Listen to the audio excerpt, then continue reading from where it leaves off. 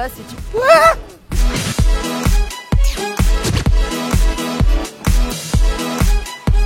En janvier, Las Vegas devient le carrefour mondial des nouvelles technologies grâce au CES. Et après 2 ans d'absence pour cause de Covid, le salon revient avec son lot d'innovations automobiles. Alors là, je me rends sur le stand de BMW et apparemment, ils ont des nouveautés assez intéressantes. Fini les couleurs unies et définitives sur les voitures. Le constructeur présente un SUV iX Flow 100% électrique dont le revêtement est doté de la technologie e-ink, la même que celle utilisée dans les liseuses. Alors ce qui fait changer cette BMW de couleur, ce sont tout simplement des panneaux qui sont stimulés par un courant électrique. Alors bien évidemment, c'est un prototype. We started with black and white, but other colours are theoretically possible. So even now you can get green, red, blue, other colours. L'esthétisme mis à part, la technologie peut avoir des applications très concrètes. That when it's really hot out like today, very sunny, we can switch the car white. Yeah, par rapport au soleil. Exactly. In a winter and a cold day, switch it black to absorb the heat and thus support our climate system. Autre innovation, à l'intérieur cette fois-ci. Okay, So you can see it here from the side. It's really spanning across the entire width of the car. BMW a conçu un écran 8K de 31 pouces connecté à la 5G, transformant l'habitacle de cette M60 en salle de cinéma. Effectivement, on est bien installé et l'écran est juste au-dessus de moi. Et là, il se rabat. Ah, c'est génial. Et donc on a des petits écrans sur les côtés, la taille d'un smartphone. Qui commande toutes les fonctionnalités de la navigation au streaming. Et le son est tellement de basse que ça me fait vibrer la cage thoracique. Ah la vache. Ah c'est super. Et ça continue dans le futur, les gens ils vont vivre dans leur voiture. Le son, quant à lui, a été conçu en partenariat avec Hans Zimmer, le compositeur numéro 1 d'Hollywood. C'est comme si on était en immersion. Exactly. It has surround sound with over 30 speakers and over 1500 watts inside. Waouh, C'est mieux qu'au cinéma. Yeah. Au CES, les constructeurs présentent tous une nouveauté électrique.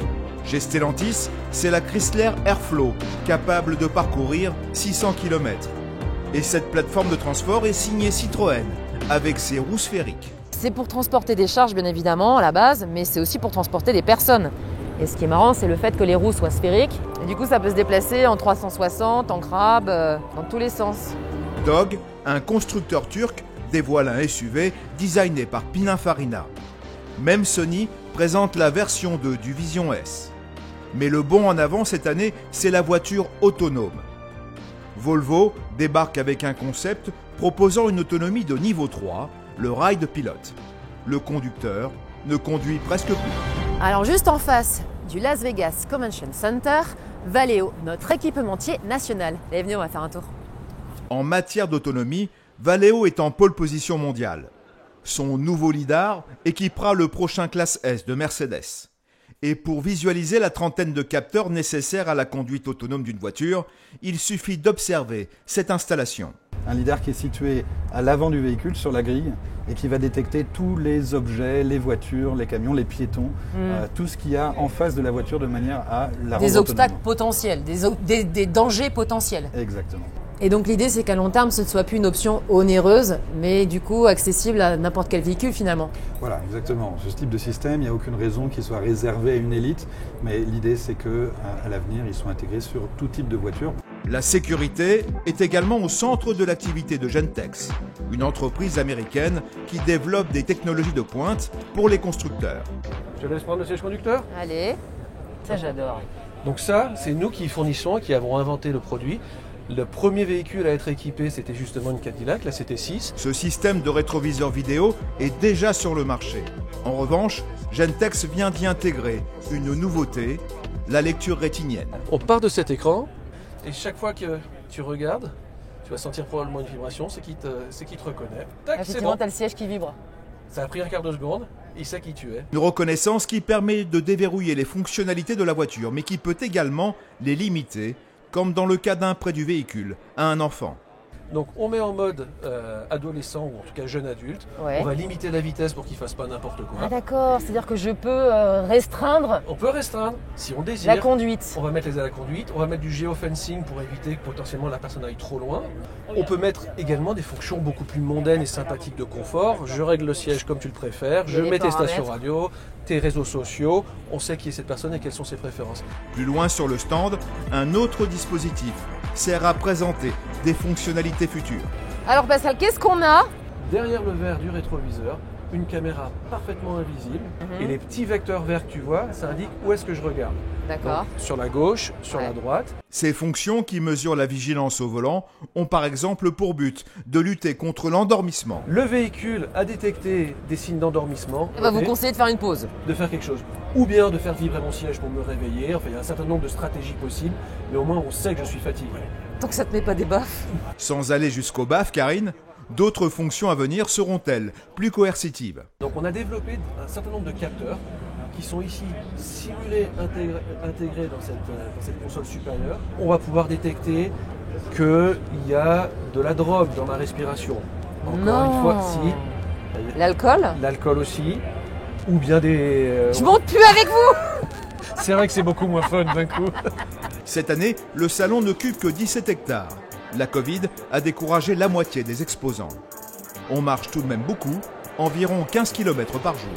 On est sur le deuxième site du CES au Sand Expo. Et sur les 2200 exposants, les 3/4 sont des startups.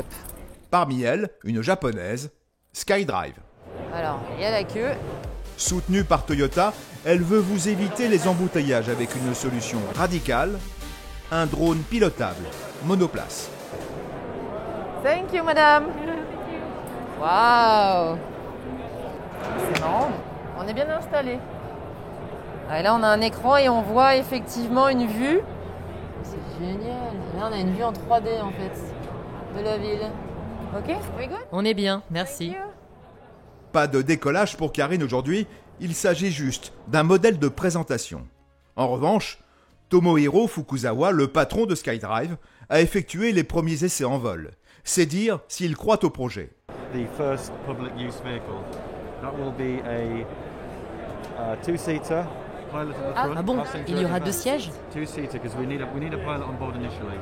To make Ah, on sure- peut pas le piloter seul. No, we have to have the trained pilot drive. So you would be able to control maybe the flight planning and say, okay, let's go over here, let's go over here.